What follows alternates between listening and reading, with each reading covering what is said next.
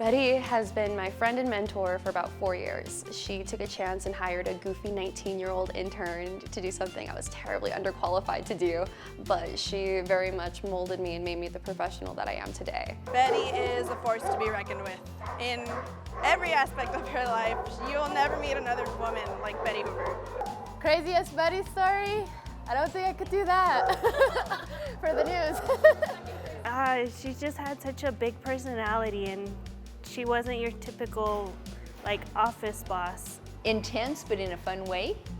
Things that she's intense about and passionate about, but always approaches it from a crazy perspective.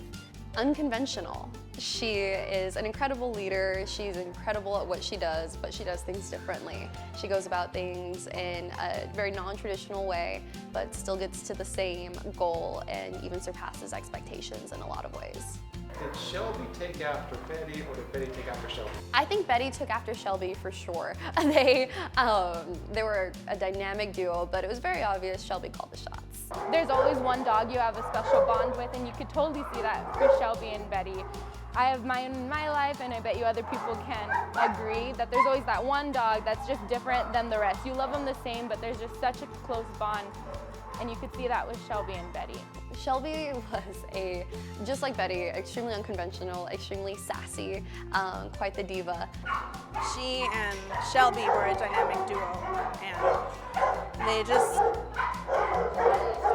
they complemented each other in a way that you're never gonna find. I guess the calmer one that I remember is how crazy she got for Rock and Rescue.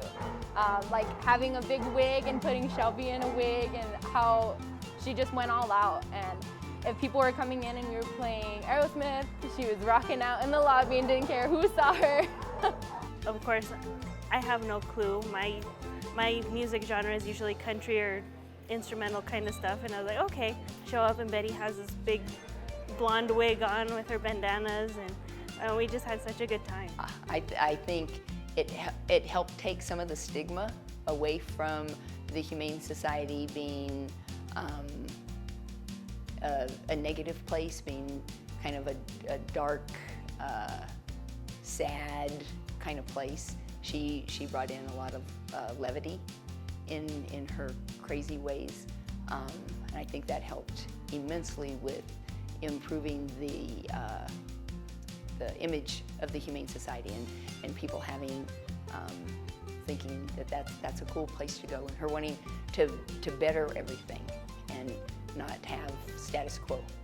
She always had a bowl of candy on her desk, and throughout the day I would peek in and just grab one, and she would say, help yourself, and I always said that I was going to buy more to supplement it, and I never did. But something that Betty did tremendously well was get people excited about the mission of the Humane Society of El Paso. Maybe people can't adopt, maybe they can't foster, but they can volunteer and they can donate, and they can do things that will help save lives. It doesn't always mean taking an animal into your home. It could mean making it easier to bring an animal into the shelter.